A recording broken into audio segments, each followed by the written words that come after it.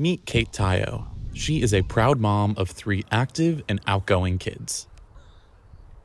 Kate's transition into motherhood helped to shape her career and life aspirations when she first discovered the practice of postpartum placenta encapsulation. It felt very empowering to have completed this process, and it felt very full circle to be ingesting something that my body had created for a very specific purpose, and then to allow that something, that placenta, to be used again. Now, Kate runs her own birth care and placenta encapsulation service. I'm always clear to let clients know this isn't a golden pill that's going to solve all your problems. But what I have seen in my clients and what I've experienced myself is that it tends to take the edge off of emotional and hormonal imbalances.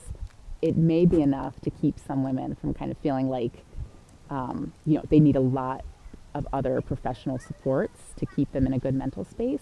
Before learning about how the placenta is prepared, I turned to midwife Cynthia Jacinth to learn about the placenta's anatomy. A placenta is basically the heart or the beat or the food for this growing fetus, the growing baby. So all the nutrients that go through the baby are passing through the placenta, processed and filtered, and allow this baby and fetus to grow appropriately. There's still very little research about it, so these new quote-unquote trends, there's still a lot of research that needs to be done, and just be mindful of that. With Kate's help, I got a behind-the-scenes look at what the encapsulation process looks like. Here's a fresh placenta. Baby was birthed late last night, and I fixed up this morning, and it's been waiting all day, so now's its chance to get encapsulated. Expecting mothers are usually set to pay around $300 to have their placentas prepared by a certified expert like Kate.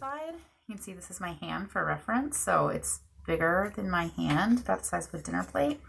And this cord is also on the longer side. The encapsulation process begins with cutting the placenta in half and placing it in a steamer for 30 minutes. Once steamed and the access membrane of the placenta has been cut off, the placenta is then cut into very thin strips and placed into a dehydrator to ensure that there is no moisture left in the organ. After the placenta has been dehydrated, the pieces are then put into a blender to be ground into a fine powder. The last step involves putting the powder into an encapsulator and creating the final product. Here's the magic.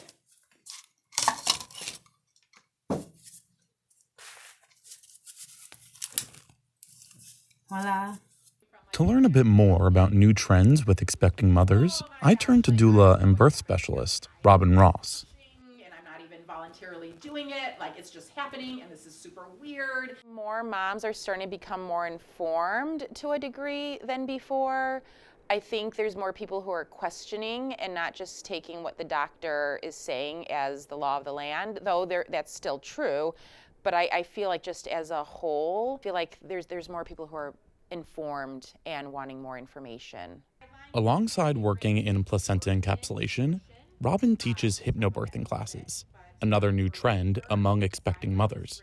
I teach hypnobirthing, which is a pain management techniques class. It is a 5-week series where they are getting all that they need to know about childbirth education. So this is a complete and comprehensive childbirth class. A lot of people think hypnobirthing is kind of birth woo-woo, pendulums being swung, quacking like ducks, and none of that happens in the class. That's stage hypnosis. So this is more of self-hypnosis of staying in control of yourself, comfort measures, but again, knowing things can change in labor to make this a positive experience regardless. Sphincter muscles that cause for elimination.